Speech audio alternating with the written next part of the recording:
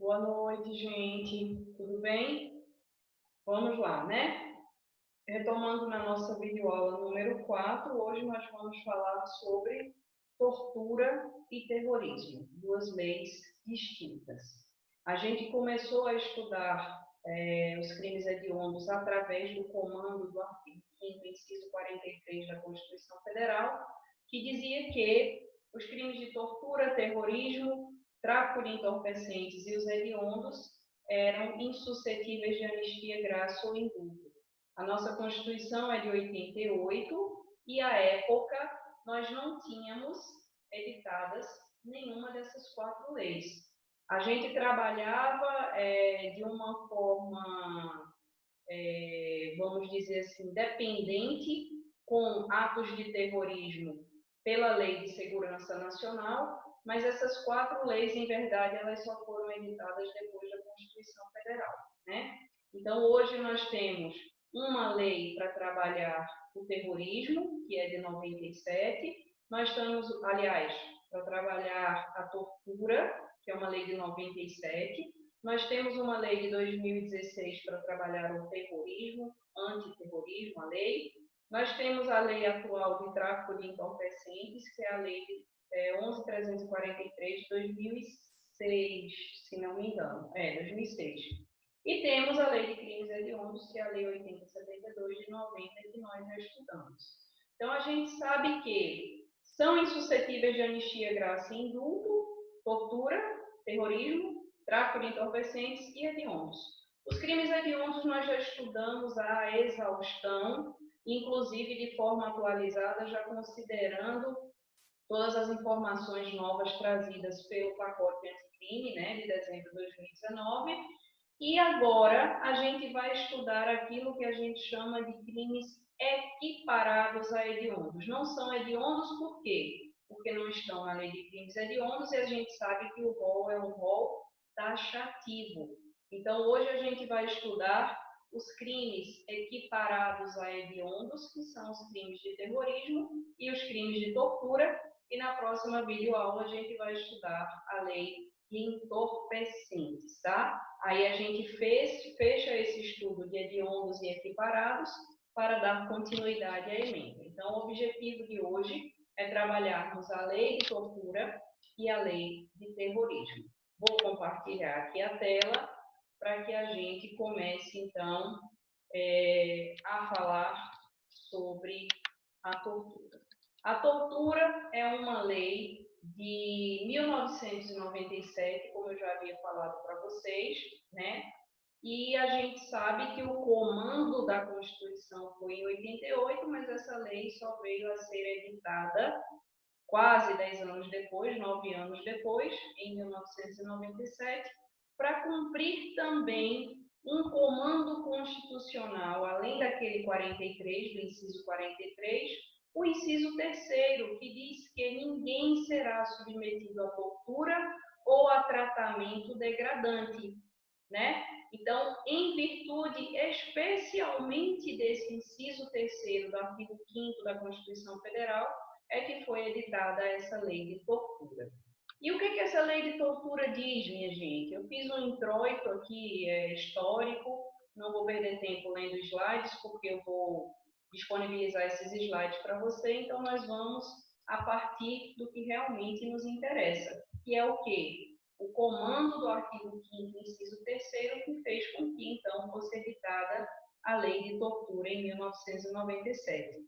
E antes de começarmos a estudar a lei, queria fazer uma parte aqui para dizer a vocês que não confundam a tortura como qualificadora do homicídio com o próprio crime de tortura, tá? O crime de tortura é o que está previsto aqui na lei dentro das hipóteses colocadas, e a tortura como qualificadora do homicídio, ela não é um crime, ela é o instrumento utilizado para matar alguém, que é a finalidade do tipo penal, que é o dolo do agente, matar alguém utilizando-se de tortura, né? Impingindo àquele que vai morrer um sofrimento desnecessário, já que o fim é a própria morte. Aqui na tortura, não. O sujeito não deseja a morte de ninguém. Ele tem outros desejos. Ele quer obter uma informação, ele quer castigar alguém, ele quer compelir alguém a praticar um crime, e para isso ele usa desse sofrimento físico desnecessário, tá bom? Físico-mental, né? Não é só físico, físico-mental. Então, qual é a finalidade? É outra que não a morte. E para isso ele aplica esse sofrimento físico desnecessário, meios que causam esse sofrimento físico desnecessário, para obter aquela informação, ou para aplicar aquele castigo, ou para compelir alguém a fazer alguma coisa, em especial praticar um crime, tá bom? São duas coisas distintas, não confundam. Aí agora eu vou mostrar para vocês como é que se dá a lei, como é que está estabelecida a lei de tortura, para que a gente se situe no comando legislativo para começar a estudar as hipóteses de tortura. Então, o que é que nós temos aqui? Nós temos no artigo 1º, na verdade essa lei só tem 2 artigos, o 1º e o 2º, válidos. O 1º, estabelecendo condutas diferentes que vão ser caracterizadas como crime de tortura, e o artigo 2º para falar sobre jurisdição. Então, é o que nós temos de relevante. E dentro do artigo 1º, a gente tem 5 hipóteses estabelecidas como crimes de tortura, e a gente tem também hipóteses de aumento de pena, né, majorantes. A gente tem as hipóteses de crimes qualificados pelo resultado. A gente tem a definição de inafiançabilidade, insuscetibilidade de graça e anistia, e a determinação do regime inicial de cumprimento da pena fechado, que a gente sabe que o STF já mitigou essa determinação. Então, o que é que a gente tem? Esse artigo 1º imenso, com todas essas observações, o que é crime, o que é majorante, cabe regime, o regime é o fechado, que mais? E não cabe a graça ou a anistia, que não fala do indulto, mas a gente traz a determinação da Constituição Federal para cá. Enfim, e o segundo, o artigo 2º, é aquele pequenininho preto ali embaixo, só para falar da jurisdição. Então, o que a gente vai trabalhar efetivamente com essa lei? Com a especificação dos crimes e suas majorantes. Basicamente, é isso.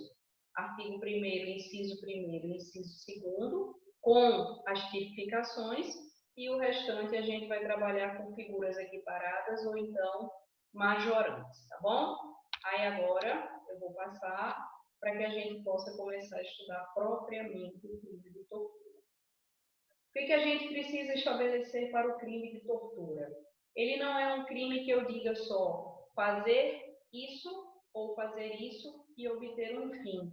Na verdade, a tortura ela vai pedir a conjugação de 3 elementos. Atenção, eu preciso conjugar 3 elementos para que a tortura se configure. O primeiro elemento é o meio. Através do que? Meio. O segundo elemento é a consequência. O que eu vou conseguir? Através de, eu vou conseguir determinada coisa com determinada finalidade. Então, eu preciso da conjugação desses 3 elementos. O meio, o instrumento, a consequência e a finalidade, o dolo do agente. Vamos ver como é que funciona na prática? Artigo 1º caput, constitui crime de tortura, 2 pontos. Agora a gente vai começar a estudar o inciso 1º, que é efetivamente que constitui a tortura. Aí vamos lá. Inciso 1º, constranger alguém com emprego de violência ou grave ameaça, causando-lhe sofrimento físico ou mental. Olha só o verbo constranger. O núcleo do tipo é o quê? Constranger. Através do que, minha gente? De violência ou grave ameaça. Para que, qual é a consequência? Causar um sofrimento físico ou mental. Tem o verbo, o núcleo do tipo, tem o meio, empregando violência ou grave ameaça, tenho a consequência, causar sofrimento físico ou mental, e tenho a finalidade. Onde, Michele, eu tenho a finalidade? A finalidade estará disciplinada de forma diferenciada nas alíneas. Então, no inciso primeiro, eu tenho o núcleo, que é o verbo, eu tenho o meio, que é o emprego de violência ou grave ameaça, eu tenho a consequência, que é o causar sofrimento físico ou mental. E aí, nas alíneas, eu tenho as finalidades diferentes, e para cada finalidade diferente eu vou dar um apelido, eu vou dar um nome, uma classificação doutrinária para esses crimes para facilitar o estudo. Qual é a minha primeira finalidade, gente? Constrangendo alguém com emprego de violência ou grave ameaça, causando sofrimento físico ou mental. Fim de obter informação, declaração ou confissão da vítima ou de terceira pessoa. Isso aqui é o que a gente chama de tortura-prova, tá?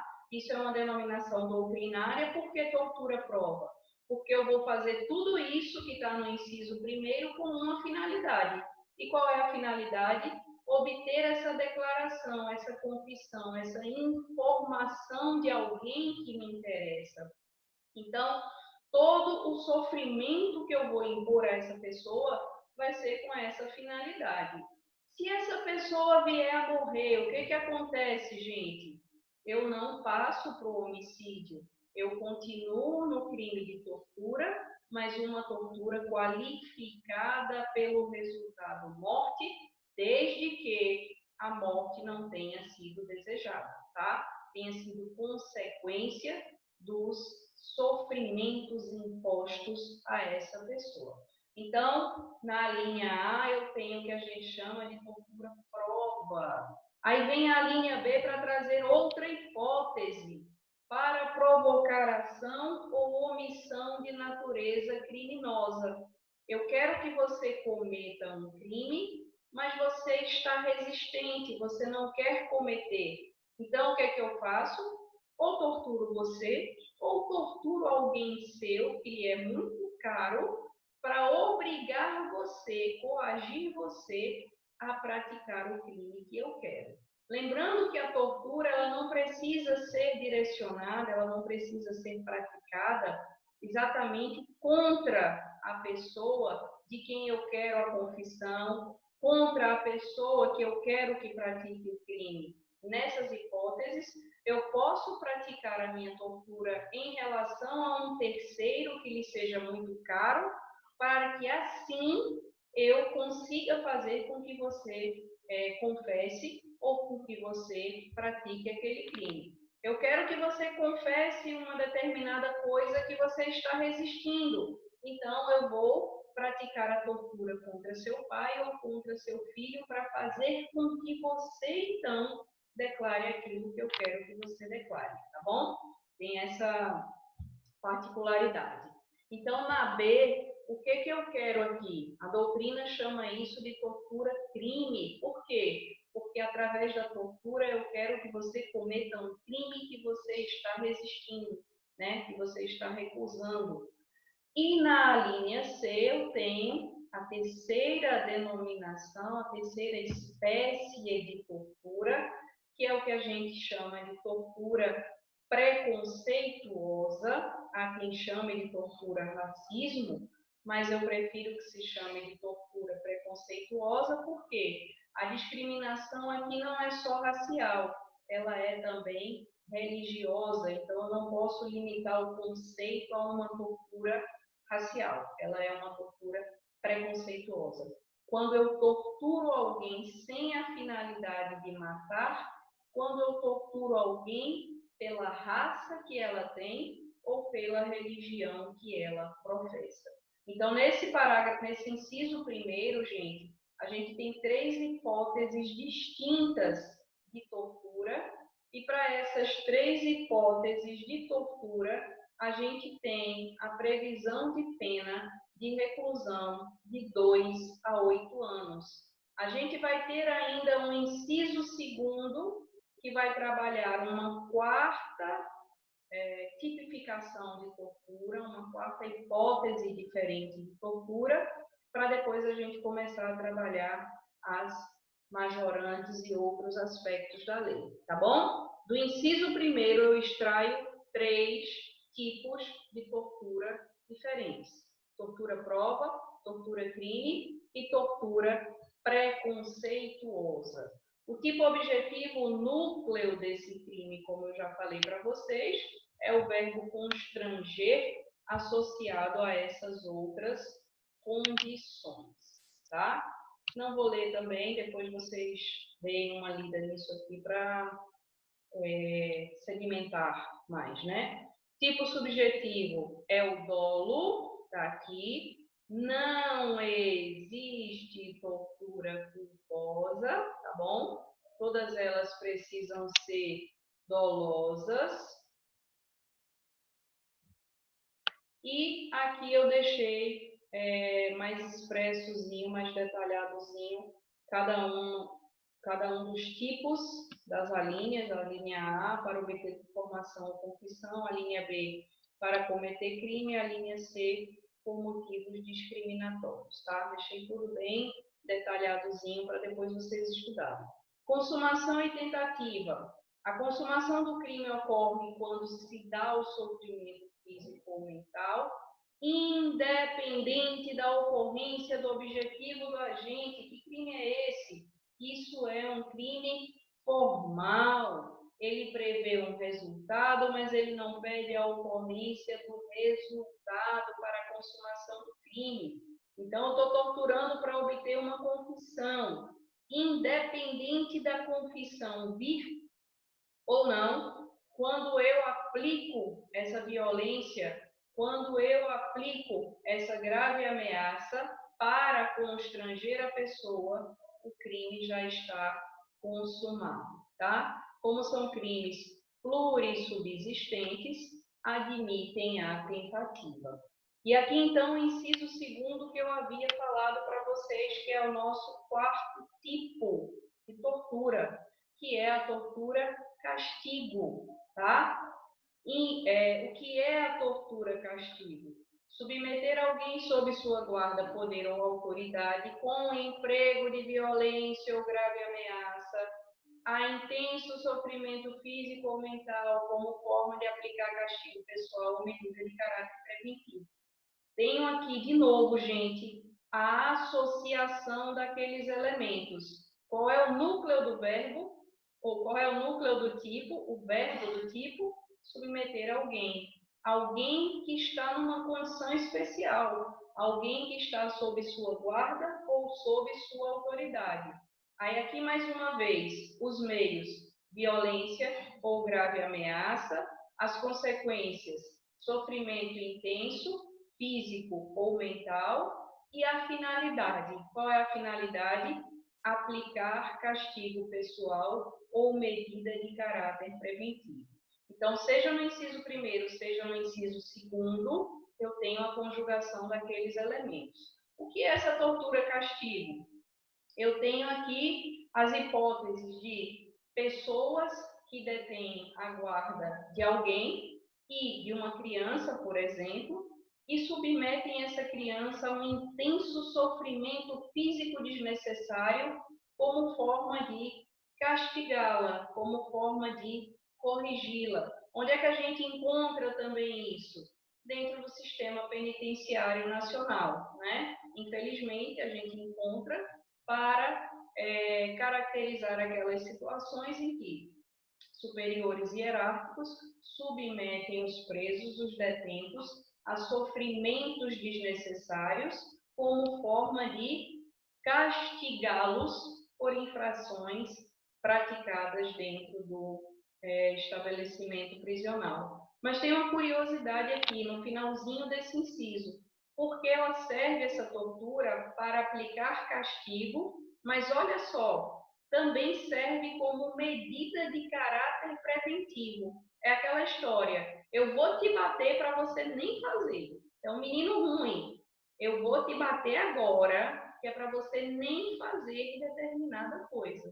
Ela pode ser um castigo? Pode, mas ela pode ser uma medida preventiva. Você vai bater, você vai castigar, você vai impor aquele sofrimento físico ou mental desnecessário de forma antecipada, antes mesmo que o sujeito faça algo para merecer ser castigado. E aí, uma observação que ninguém merece ser torturado, né?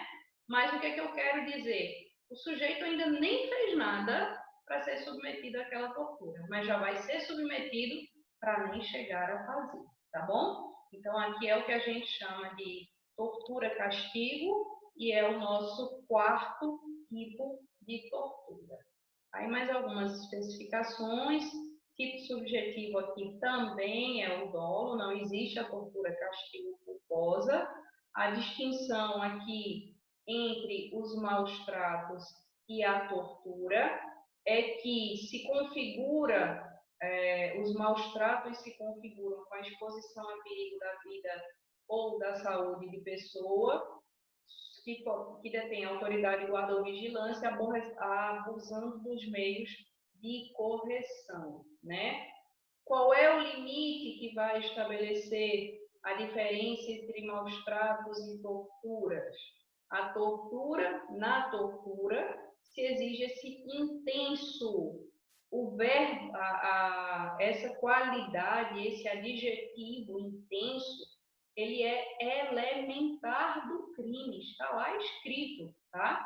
Intenso, mas, embora a gente imagine o que significa intenso, juridicamente é um termo vago, porque a gente não consegue estabelecer exatamente o que seria intenso para fins de definir a tortura, ou que não seria intenso para fins de definir os maus-tratos. E aí esse entendimento vai ficar a critério do juiz na análise do caso concreto.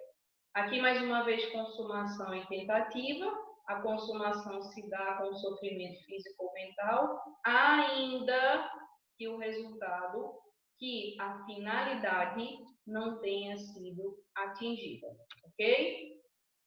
Aí vem o parágrafo 1º, veja, eu disse a vocês, até antecipei aqui o estudo do parágrafo 1º. Por quê?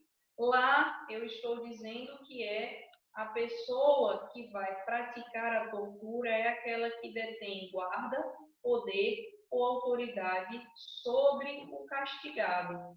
Aí vem o parágrafo 1º do artigo 1º da lei, para trazer a hipótese especial para os presos, tá? Antecipei para vocês, mas na verdade a gente vai incluir a situação do preso aqui.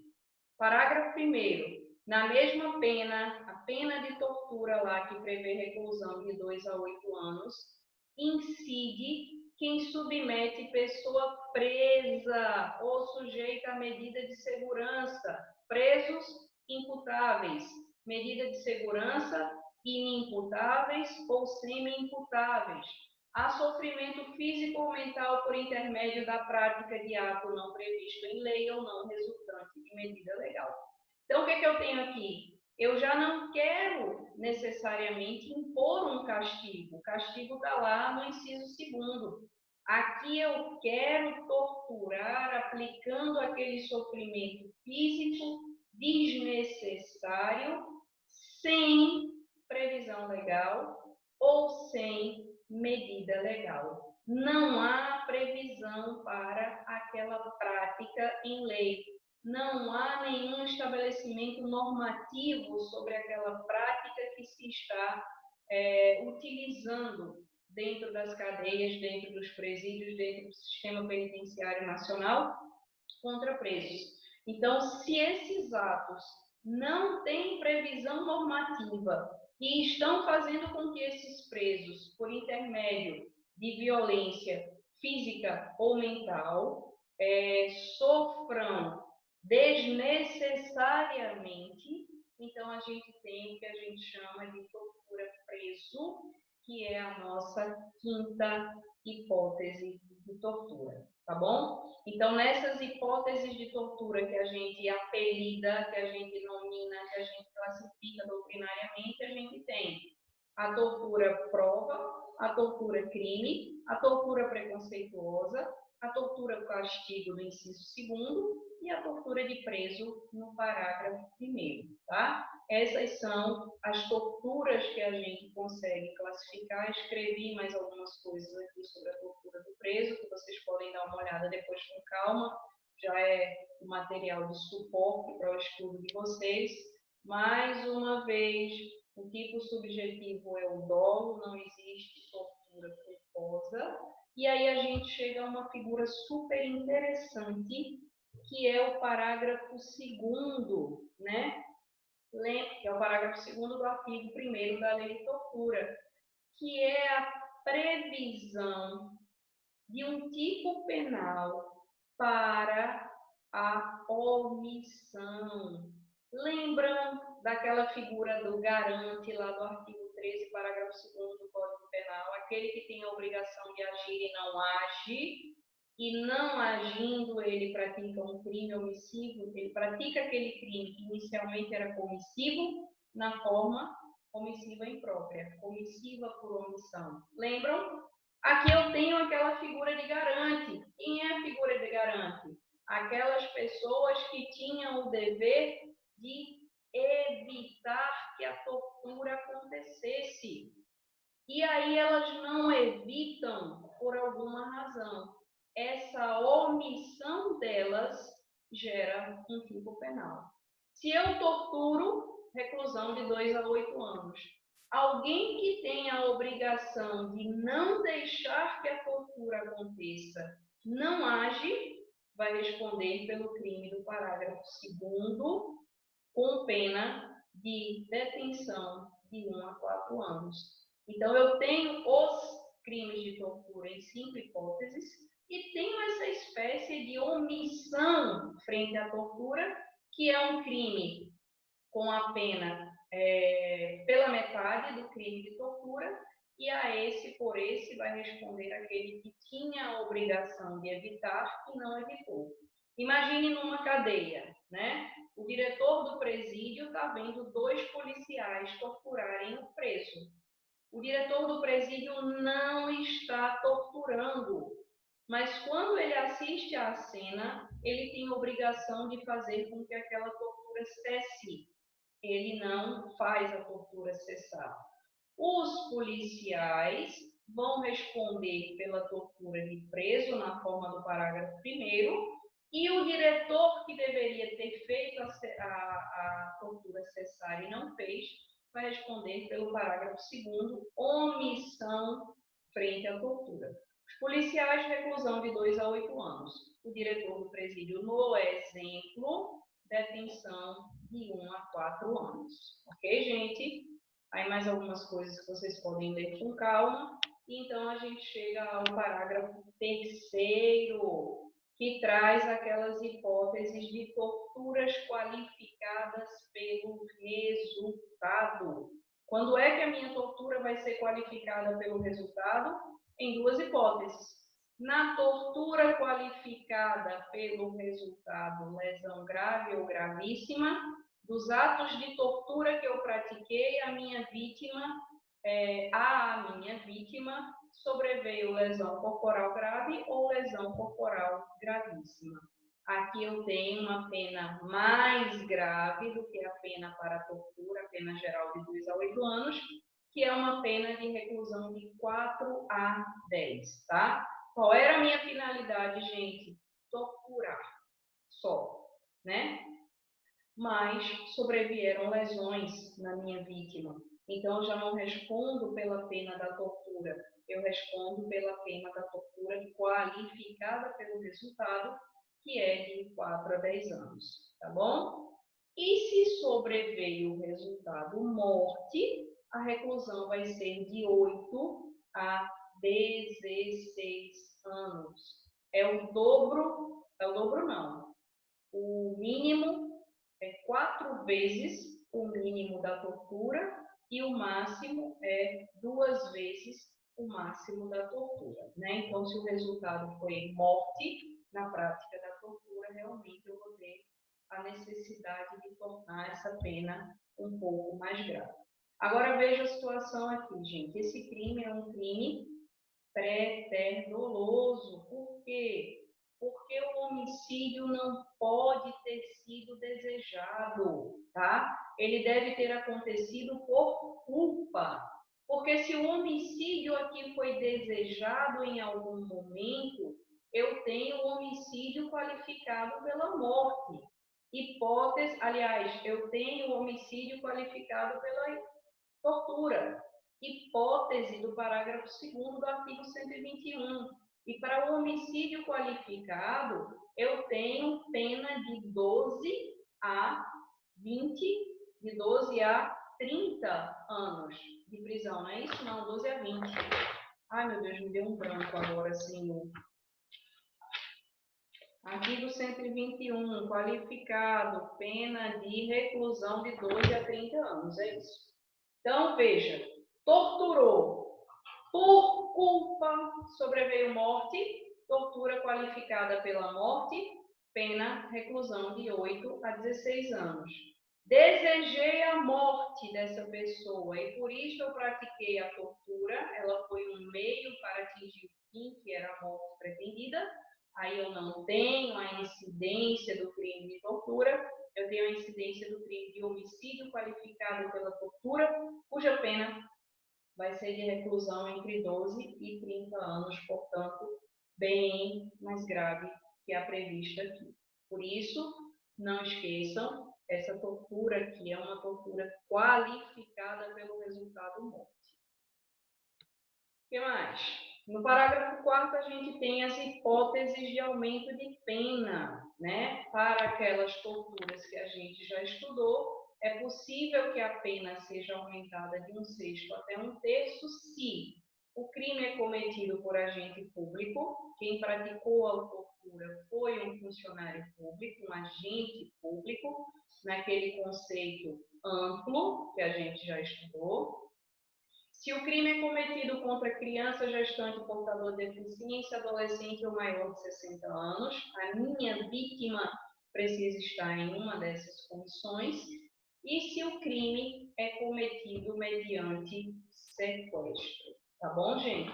A observação que eu preciso fazer aqui para vocês é que as hipóteses aqui de aumento de pena do inciso 1º, crime cometido por agente público, exceto naquela hipótese do parágrafo 2º, né, que trata da omissão frente à tortura, quando o tipo penal já pede o agente público, ou da tortura de preso, quando o tipo penal já pede o agente público. Aí, aqui, nesse caso em específico, eu não aplico essa causa de aumento de pena, porque configuraria um bis in idem. Se o sujeito precisa ser agente público do sistema penitenciário para praticar a tortura contra o preso, já é uma elementar do crime, eu não posso usar essa mesma condição para aplicar uma majorante. Então, cuidado com a aplicação da majorante do inciso 1º, ok? Depois, o que é que a gente tem? O inciso 3º, se o crime é cometido mediante sequestro. Eu sequestro a pessoa para praticar a tortura.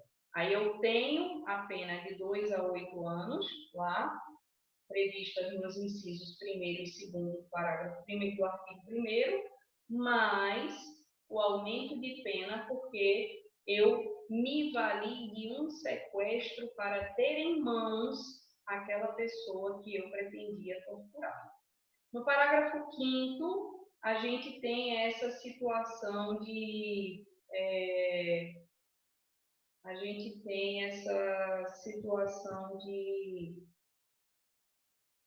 efeitos secundários da condenação, né?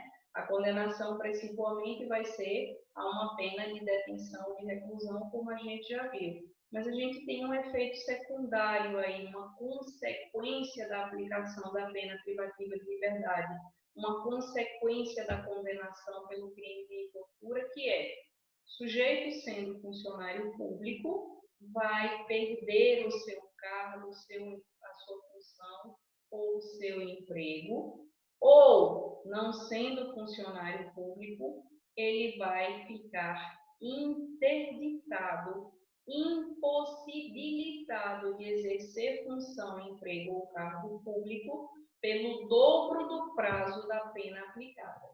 Imagine que alguém, funcionário público, foi condenado pelo crime de tortura e a ele foi aplicada uma pena de reclusão de 4 anos.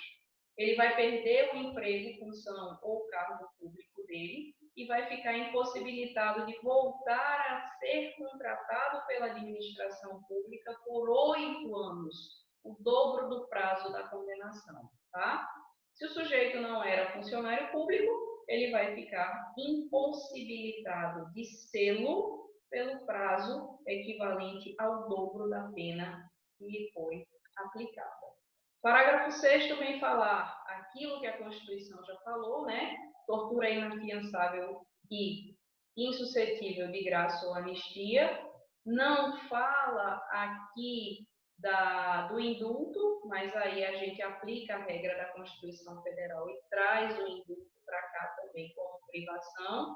Lembrando que o STF, aí no artigo 7º, a determinação do cumprimento de pena inicialmente em regime fechado, e o STF já estabeleceu, já mitigou, na verdade, esse entendimento aqui, para dizer que nem sempre os crimes hediondos e, portanto, equiparados a hediondos, precisam iniciar a pena em regime fechado, tá?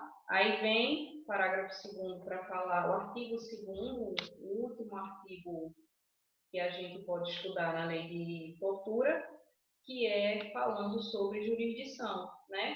Disposto nessa lei aplica-se ainda quando o crime não tenha sido cometido em território nacional, sendo a vítima brasileira ou encontrando seu agente em local sob jurisdição brasileira.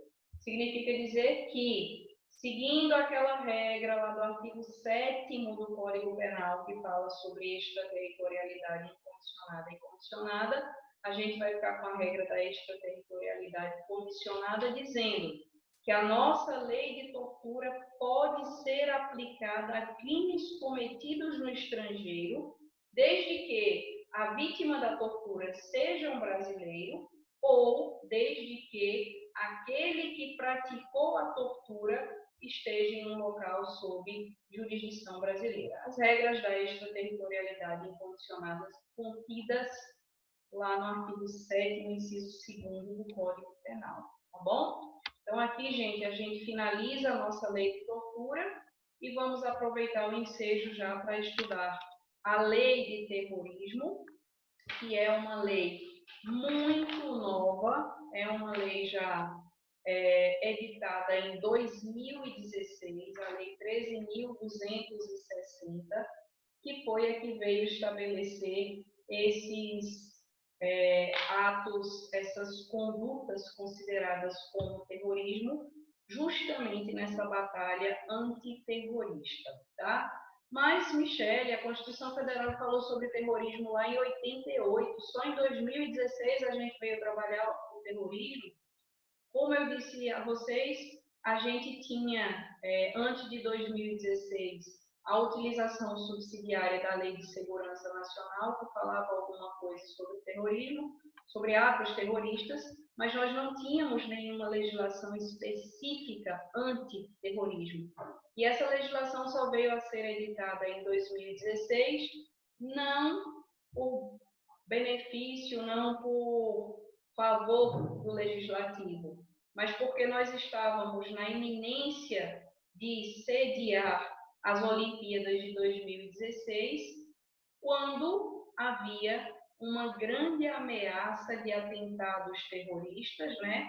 De atentados, de atos de terrorismo durante a realização dessas Olimpíadas. Então, o Legislativo correu para editar essa lei antes da realização, da efetivação dos Jogos Olímpicos de 2016, justamente para tutelar essas situações, tutelar esses bens em situação de atos, em eventuais situações práticas de atos terroristas, tá? E o que a gente pode fazer falar sobre isso? Existe Mais uma vez, esse mandado constitucional de criminalização, lá no artigo 5º, inciso 43 da Constituição Federal, e a gente precisa, então, e a lei obedeceu a esse comando, e a gente precisa, então, conceituar o que seria terrorismo, né? O que eu posso falar sobre terrorismo, né? Qual é o conceito de terrorismo? E a gente vai encontrar esse conceito de terrorismo na nossa lei antiterrorista 13.260 de 2016. Como é que a gente poderia, de tudo que se expressa aqui nessa lei, estabelecer como atentado terrorista, como ato terrorista, como crime de terrorismo? Seriam aquelas ações políticas que combatem, ações políticas que visam combater o poder estabelecido mediante o emprego de violência. Vejam só, gente, os atos de terrorismo possuem natureza política. Fazer terrorismo não é chegar ali na praça do hospital e soltar uma bomba por si só. Esses atos de terrorismo possuem conotação política. Com atos terroristas se pretende combater um poder político estabelecido e se faz isso através do emprego de violência, tá? Então, esses são os atos terroristas conceituados, criminalizados, e é o que a gente vai estudar aqui. Então, não é qualquer explosão de bomba, não é qualquer atentado que a gente vai chamar de crime de terrorismo. O crime de terrorismo precisa ter, as condutas conceituadas como crimes de terrorismo precisam ter essa conotação, tá? Então, quais são as características que a gente pode estabelecer para conceituar uma conduta como um ato terrorista tipificado na Lei 13.260? Precisa primeiro haver premeditação. Esses atos são geralmente premeditados. A gente pede uma motivação política, uma tentativa de desestabilizar o sistema vigente.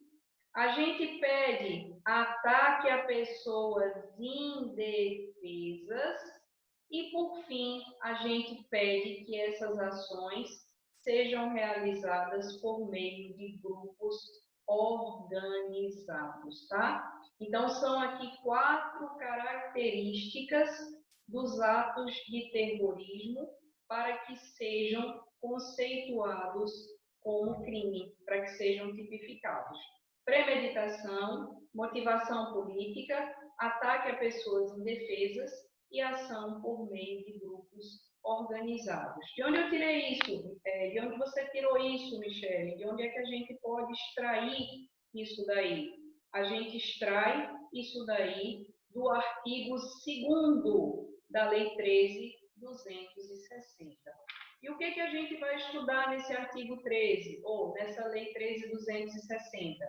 Ela é um pouco mais extensa, né, que a Lei de Tortura, mas a gente vai resumir o nosso estudo àquilo que interessa, que são os atos de terrorismo e as suas penas respectivas e eventuais circunstâncias relacionadas aos próprios crimes. O que é que eu tenho no artigo 1º? Tenho só a disposição de que essa lei vai reger esses atos de terrorismo. Onde é que me interessa o estudo? Me interessa a partir do artigo 2º, quando o legislador estabeleceu o que são esses atos de terrorismo, tá? Então, tudo isso que eu falei para vocês sobre terrorismo até agora, eu extraí daqui desse artigo 2º. É aqui que a gente encontra essa conceituação do que seriam atos de terrorismo. Diz lá, o artigo 2º. O terrorismo consiste na prática, não sei por que eu não transcrevi aqui,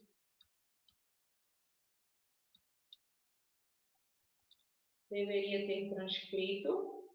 Foi um lapso, eu vou incluir antes de mandar os slides para você. O artigo 2º caput diz: o terrorismo consiste na prática por um ou mais indivíduos dos atos previstos neste artigo, esses aí que a gente vai estudar agora, por razões de xenofobia, discriminação, preconceito de raça, cor, etnia e religião, quando cometidos com a finalidade de provocar terror social ou generalizado, expondo a perigo pessoa, patrimônio, paz pública ou incolumidade pública. O que é que a gente tem aqui? A gente tem aqui a definição do que é o terror, do que são, né, esses atos de terrorismo, em que consistem esses atos de terrorismo. Eu vou extrair daqui do caput desse artigo 2º a motivação. Qual é a motivação dos meus atos de terrorismo? Xenofobia, discriminação ou preconceito de raça, cor, etnia ou religião. Ainda daqui eu extraio outra coisa, a finalidade, o dolo específico. Eu vou praticar esses atos de terrorismo para quê? Para provocar terror social ou generalizado. E digo também quais são os bens protegidos. Eu vou provocar esse terror generalizado visando atingir o quê? Atingir pessoa, patrimônio, paz pública ou incolumidade pública. Quando ele faz essa estipulação aqui de atingir pessoa, eu tenho os crimes lá do Código Penal contra a pessoa. Quais são os crimes? Homicídio, infanticídio, aborto, induzimento, instigação e auxílio ao suicídio. Aí ele fala também que visam atingir os bens patrimoniais. O que é que eu tenho aqui? A incidência daqueles crimes contra o patrimônio. Assim como os crimes contra a paz pública, que estão em capítulo específico do Código Penal, assim como os crimes contra a incolumidade pública, que estão também previstos lá num capítulo específico do Código Penal. Tá bom, gente? Então, aqui nesse artigo 2º caput, que eu não transcrevi aqui, não sei porquê, eu tenho a definição do que é terror. O que é que eu quero atingir, quais são os bens que eu pretendo atingir, qual é o meu dolo específico, provocar essa situação de terror generalizado e com uma dessas motivações, tá? Cuidado! As motivações do artigo 2º são por razões de xenofobia, discriminação ou preconceito de raça, cor, etnia ou religião. Assim como a gente estudou lá na tortura, o terrorismo também vai pedir a conjugação desses elementos, certo, gente?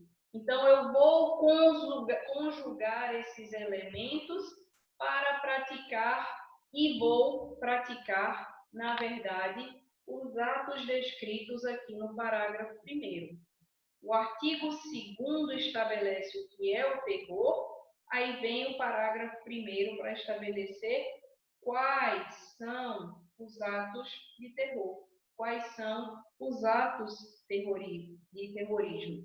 E neles, vocês vão ver que o sujeito vai pedir uma finalidade, vai pedir uma razão, tá bom? Vai pedir um dolo específico, digamos assim. O que é que ele pretende praticando essas condutas? Então, eu tenho os verbos, os núcleos e tenho uma finalidade. Veja só, inciso 1º. Usar ou ameaçar usar, transportar, guardar, portar ou trazer consigo explosivos, gases tóxicos, venenos, conteúdos biológicos, químicos, nucleares ou outros meios capazes de... Aí eu tenho a finalidade, os verbos, os núcleos e agora a finalidade. Para que eu tenho esses explosivos, gases tóxicos, venenos? Para causar danos ou promover destruição em massa. Parece coisa de filme, né? Então, o que é que o agente vai fazer aqui para que se caracterize um ato de terrorismo? Ele vai praticar qualquer desses verbos previstos no inciso primeiro, e a prática desses verbos tem uma finalidade especial, um dolo especial de agir, que é causar danos ou promover destruição em massa, tá bom? Inciso segundo e inciso terceiro foram vetados, aí a gente tem o inciso quarto, sabotar o funcionamento ou apoderar-se com violência ou grave ameaça à pessoa ou servindo-se de mecanismos cibernéticos. Violência, grave ameaça e violência já são conhecidos nossos. Servindo-se de mecanismos cibernéticos, o que seriam isso? Os hackers, ação de hackers para quê? Para sabotar o funcionamento ou apoderar-se de sistemas importantes ligados à segurança. Quais seriam esses? Ou comunicações? Segurança ou comunicações? O que seriam?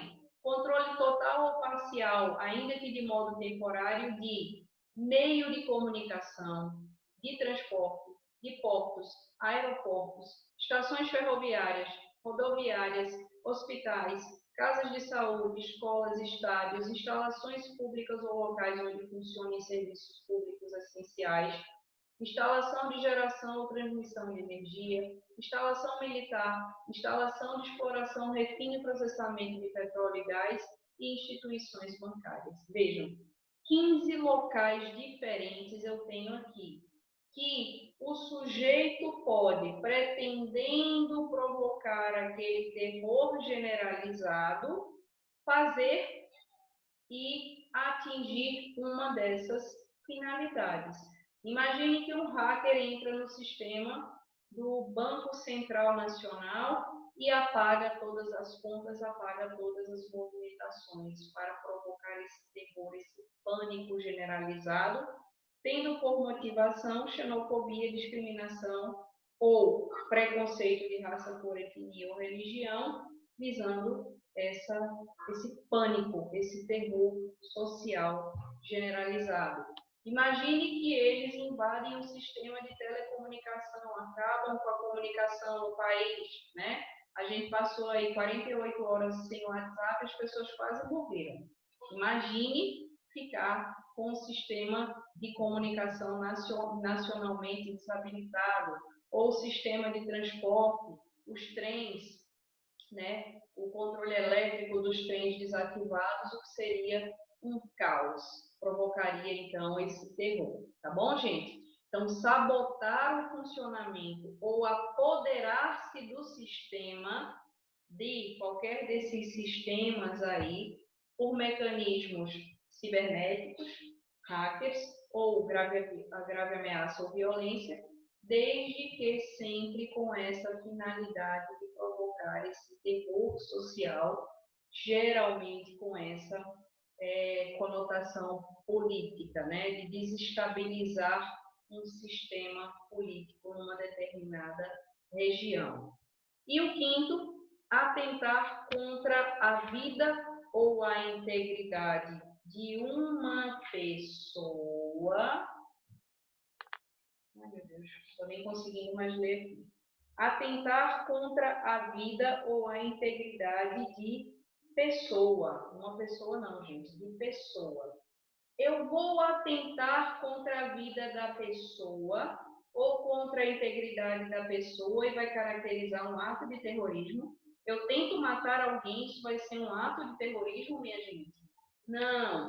Eu tenho, já falei para vocês, que somar esses atos aqui dos incisos 1, 4 e 5 ao artigo 2º caput, a uma daquelas motivações, a um daqueles dolos específicos.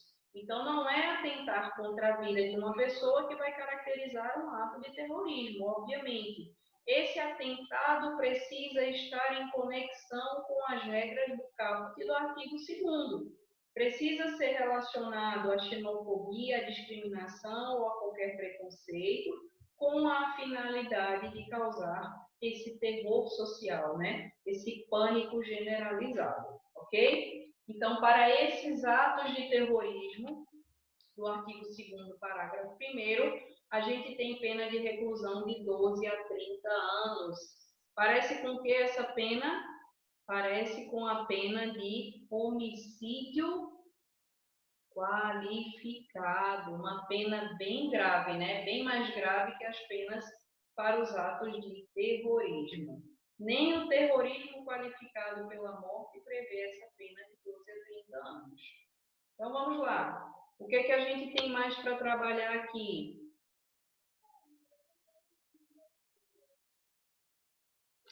Sim. Distinguir os atos de terrorismo de atos praticados em manifestações, tá?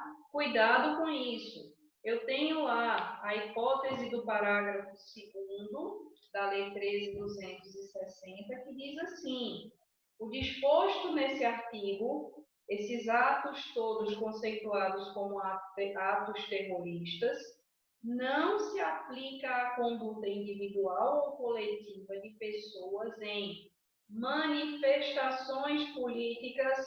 Um grupo de pessoas foi para a rua fazer a dancinha do Vem para a Rua. Eu tenho um ato terrorista aqui? Não. Tem uma manifestação política coletiva. Também não caracterizam movimentos sociais, sindicais, religiosos, de classe ou de categoria profissional, direcionados por propósitos sociais ou reivindicatórios, tá? Esses movimentos não visam causar terror, pânico social. Eles visam reivindicar algum direito, visam pedir, né, pleitear propósitos sociais, visando contestar, criticar, protestar ou apoiar, com o objetivo de defender direitos ou garantias e liberdades constitucionais, sem prejuízo da tipificação aplicada em lei. Então, o que acontece aqui? Há, na própria lei antiterrorismo, essa previsão dizendo que manifestações políticas, né, manifestações sociais, ainda que coletivas, não são consideradas atos de terrorismo quando visam contestar, criticar, protestar ou apoiar esses movimentos. A sua participação visa a apoiar esses movimentos que têm como finalidade defender direitos, garantias e liberdades constitucionais, tá? A lei pôs a salvo essas especificações para não permitir, para não propiciar que pessoas sejam punidas por participar de movimentos políticos. O que a gente vem tendo com uma certa intensidade nesses últimos tempos, né? Nesses últimos anos no Brasil. Parágrafo 4º, parágrafo 3º, que eu também não sei por que não pus aqui, fala que a pessoa que não pratica o ato terrorista, tá? Mas promove, constitui, integra ou presta auxílio à organização terrorista, vai ser apenado com a pena de reclusão de 5 a 8 anos. Então, eu tenho as figuras que praticam aquelas ações terroristas que sofrerão pena de reclusão de 12 a 30 anos, e eu tenho pessoas que não praticam os atos terroristas, mas elas integram uma organização terrorista, elas financiam uma organização terrorista. E quando digo integram pessoalmente ou por pessoa interposta, tá? Então, se esse sujeito integra, financia, de alguma forma ajuda uma organização terrorista, mas ela não pratica os atos de terrorismo, ela incide nesse artigo 3º, cuja pena é de reclusão de 5 a 8 anos. Portanto, uma pena menor do que aquela aplicada para quem pratica efetivamente os atos de terrorismo, tá? O parágrafo 4º foi revogado, o artigo 4º foi revogado, e agora a gente passa para o artigo 5º. Olha só, você não vai praticar atos de terrorismo, você vai praticar atos preparatórios. Olha que interessante essa observação do legislador. Quando a gente estuda o iter criminis, né, o tempo do crime, o percurso do crime, a gente vê que esse itinerário é constituído por cogitação do crime, aspecto psicológico, atos de preparação, quando eu começo a preparar o meu crime, e atos de execução. Atos de execução, quando eu efetivamente começo a praticar o verbo, o tipo penal, o núcleo do tipo penal. Depois eu tenho consumação e tenho também, nos crimes formais, o exaurimento, né? Então, eu tenho aqui, olha só, cogitação, preparação, atos executórios. É aqui que o sujeito começa a ser punido a partir da prática dos atos de execução. Então, via de regra, ninguém pode ser punido pela cogitação, via de regra, ninguém pode ser punido pela preparação, salvo quando a preparação constituir tipo próprio. E aqui eu tenho essa exceção. Realizar atos preparatórios de terrorismo com um propósito inequívoco de consumar tal delito. Então, aqui o legislador não tipificou só os atos de terrorismo, ele tipificou também os atos preparatórios para o terrorismo. Eu quero praticar um ato de terrorismo. Vou usar uma bomba para isso. Fui presa preparando, finalizando essa bomba. Já comecei a praticar os meus atos de terrorismo? Ainda não. Estou num ato preparatório. Mas a lei antiterrorismo já previu punição também para atos preparatórios, desde que o propósito seja inequívoco, inquestionável de consumar um delito de terrorismo. Por quê? Se eu sou cientista, estou ali, robótica, ou sou professora de robótica da escola, estou ali ensinando os meus alunos a prepararem uma pequena bomba, ensinando como é que funcionam aqueles dispositivos. Eu vou ser caracterizada como terrorista? Não. Na realidade, na análise desses atos preparatórios, precisa ficar constatado inequivocamente que eu pretendia praticar aquele ato de terrorismo, tá? Qual é a pena aqui? A pena correspondente ao delito que eu queria praticar, diminuída de 1/4 até a metade. Aí vem os parágrafos. Parágrafo 1º, incorre nas mesmas penas quem? São o que a gente chama de figuras equiparadas. Recrutar, organizar, transportar ou municiar indivíduos que viajem para país distinto daquele de sua residência ou nacionalidade. Olha aqui o que o sujeito vai fazer, gente. Vai instruir, vai qualificar, vai treinar pessoas para que eles viajem para países distintos dos seus para praticar atos de terrorismo. Então, essa ação de treinamento, também é uma ação tipificada. Qual é a pena? É aquela pena prevista para os crimes que eles pretendiam praticar, tá? Diminuída de metade a 2/3. Inciso 2º, também se equipara a ato preparatório de terrorismo fornecer ou receber treinamento em país distinto daquele de sua residência. Então, veja, vem alguém de um país, sei lá, A Turquia. Vem alguém da Turquia para ser treinado no Brasil e atuar no Brasil. Eu tenho a incidência do inciso primeiro. Eu saio daqui do Brasil e vou treinar as pessoas lá na Turquia, pessoas determinadas lá na Turquia, para que pratiquem atos terroristas. Onde é que eu incido? No inciso segundo, tá? Quando eu forneço ou recebo treinamento num país distinto do meu. E estou no inciso primeiro, quando eu recebo treinamento para praticar atos terroristas em países distintos do meu, na verdade.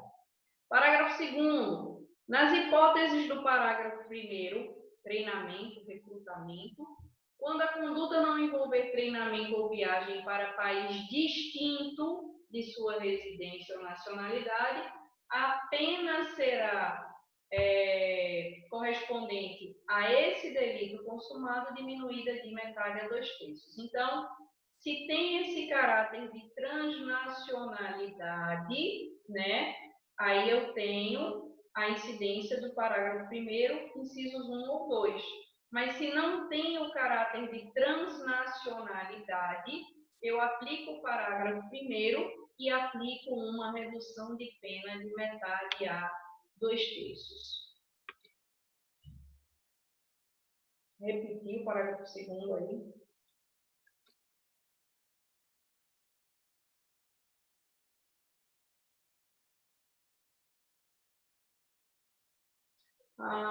Está repetido aqui esse parágrafo 2º, tá, gente? Esse parágrafo 2º aqui é do artigo 2º.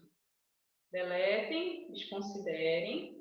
Olha o artigo 3º aqui que eu tinha dito a vocês que eu estava estranhando porque eu não tinha transcrito. Na verdade, o que tem aqui é uma sequência, a sequência ficou fora de ordem nos slides. Eu vou organizar antes de mandar os slides para vocês, tá bom? Aquele promover, constituir, integrar, prestar auxílio à organização terrorista que eu já tinha falado para vocês, veio parar aqui. Então, eu vou voltar ele lá para o lugar dele para ficar a sequência correta. Trabalhamos o artigo 5º, né, falando desses atos preparatórios. Agora a gente vai para o artigo 6º. O que é o artigo 6º, minha gente? Receber, prover, oferecer, obter, guardar, manter em depósito, solicitar, investir de qualquer modo, direto ou indiretamente, recursos ativos, bens, direitos, valores ou serviços de qualquer natureza para o planejamento, a preparação ou a execução dos crimes previstos em lei. Quem são essas pessoas aqui? São os financiadores do terrorismo. E para os financiadores do terrorismo, a gente tem uma pena especial, a maior pena que a gente já estudou até agora, que é a pena de reclusão de 15 a 30 anos. Então, no artigo 6º, eu tenho a figura do financiador do terrorismo, com essa previsão gravíssima de pena de reclusão de 15 a 30 anos. O máximo da pena aqui é igual ao do homicídio qualificado, mas o mínimo da pena aqui é maior do que o mínimo da pena do homicídio qualificado, tá bom? Parágrafo único, incorre na mesma pena, ou seja, também se enquadra de forma equiparada como financiador do terrorismo, né, das organizações terroristas, quem oferece, recebe, obtém, guarda, mantém em depósito, solicita, investe ou de qualquer modo contribui para a obtenção de ativo, bem ou recurso financeiro com a finalidade de financiar total ou parcialmente. Quem é que entraria aqui, minha gente? Já não é quem financia. Sabe quem entraria aqui? Quem contribui para a obtenção de ativo, de bem ou recurso financeiro. Seriam pessoas que intermediassem esse financiamento promovido pela figura do caput do artigo 6º. e aí a mesma pena de reclusão de 15 a 30 anos se aplica aqui. No artigo 7º, salvo quando for elementar da prática de crime previstos nesta lei, se de algum dos atos resultar em lesão grave, e aí leia-se grave ou gravíssima, aumenta-se a pena de 1/3. Se resultar morte, aumenta-se a pena de metade. O que é que eu tenho aqui? Mais uma vez, a figura preter-dolosa, o resultado agravado, né? O crime qualificado pelo resultado agravado. Aqui eu não posso falar em qualificadora porque eu não tenho mínimo e máximo de pena. Então, eu vou falar de majorantes aplicáveis aos resultados agravados. O que o sujeito desejava? Praticar um ato terrorista e, observem aí essa ressalva, quando não for elementar do crime. Imagine que naquela hipótese do parágrafo 1º do artigo 2º, inciso 5º, o meu ato terrorista é atentar contra a vida de alguém. Se o tipo já é atentar contra a vida e o sujeito morre, eu não posso aplicar a regra do parágrafo 7º, do artigo 7º. Por quê? Porque a morte já é uma elementar do crime. Então, eu só aplico esse artigo 7º quando essa consequência agravada não for elementar do crime. Eu desejava praticar atos de terrorismo para destruir determinado prédio à noite desabitado, né? Desocupado. Mas havia uma pessoa lá e eu não sabia. Morreu uma pessoa. Então, eu respondo pelas penas do meu atentado terrorista em específico, com esse aumento de pena, aqui de metade, se do meu ato terrorista resultar o evento morte. Se resultar lesão grave ou gravíssima, aumenta-se a pena de 1/3, lembrando que o artigo 7º só se aplica se a lesão ou se a morte não forem elementares do crime terrorista que se pretende praticar, ok? Aqui tem uma definiçãozinha do que é elementar de um crime, algumas outras observações que vocês podem ler depois com calma. E em relação às práticas delituosas, o que a gente tem aí são essas regras até o artigo 7º, né, que a gente já estudou. O 8º foi vetado, o 9º foi vetado, aí vem o 10, minha gente, não sei se eu transcrevi ele aqui, acho que não, vem o 10 para dizer que é possível desistência voluntária e arrependimento eficaz nos crimes de terrorismo, tá? Aquela regra do artigo 15 se aplica aos crimes de terrorismo, conforme previsão do artigo 10. E aí, a partir do artigo 11 da Lei Antiterrorismo, são aspectos processuais que eu não vou trabalhar agora para não estender demais o vídeo, mas eu fiz aqui algumas observações. No aspecto penal, de criminalização das condutas, a gente trabalhou todos os artigos, e no aspecto processual, vocês veem essas regrinhas aqui a partir desse slide aqui, tá bom, minha gente? Então, o vídeo ficou um pouco grande, mas como ele tem 2 temas, vocês dividem, trabalham um tema, depois trabalham o outro. Eu fiz logo de uma vez assim, para ficar mais, para facilitar aqui o trabalho, né? Então, boa noite para vocês, bons estudos. Qualquer dúvida, me procurem no WhatsApp que a gente soluciona. Tá bom, gente? Bons estudos, fiquem em paz.